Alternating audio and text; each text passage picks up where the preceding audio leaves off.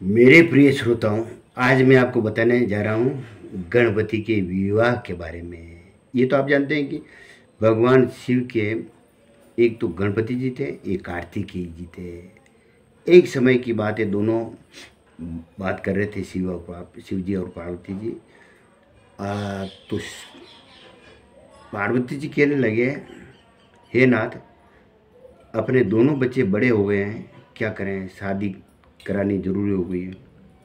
ये बात ये दोनों बेटे उनके पुत्र सुन रहे थे। होड़ लग गई दोनों में कि एक तो कहता कि पहले मैं शादी करूं, कार्तिक कहता कि पहले मैं शादी करूं। इस पर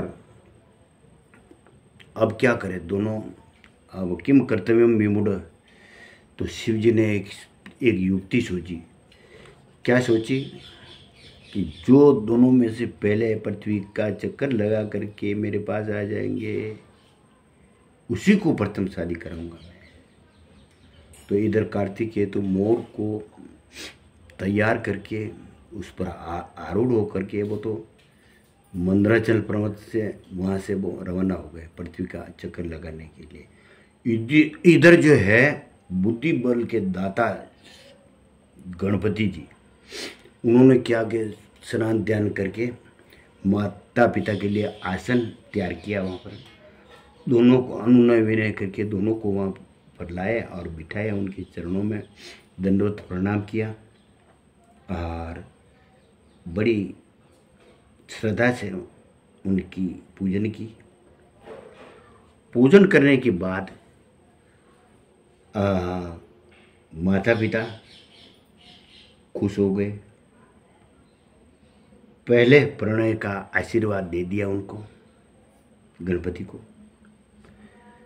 और शास्त्रों में भी कहा है कि जो बच्चे अपने माता पिता को छोड़ करके यात्रा करते हैं, वह एक तरह से उनकी हत्या के बराबर है। बड़ा भारी पाप लगता है, क्योंकि पुत्र के लिए माता पिता के चरण ही तीर्थ यात्रा है। इस पर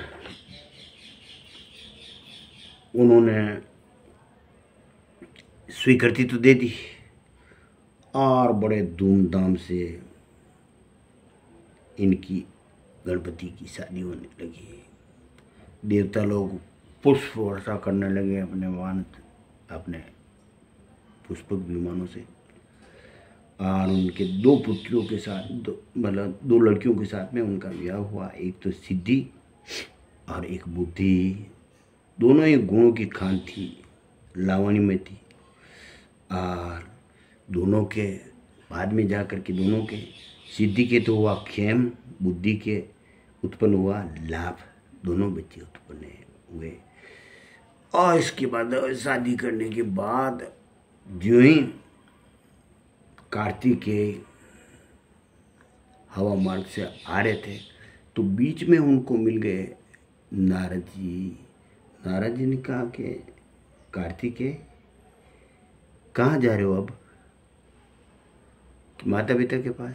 अरे तुम्हारे गणपति जी की तो शादी हो गई।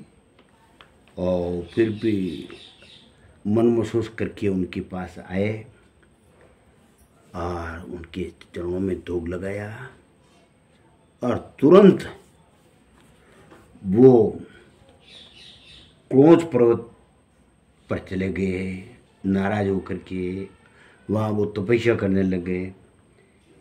कुछ समय बाद शिव और पार्वती उनसे मिलने के लिए भी गए और वो आज स्थान वो मल्लिकार्जुन ज्योतिर्लिंग के नाम से प्रसिद्ध हो गया। वो इस प्रकार गणपति जी की यानी शादी हुई, विवाह हुआ।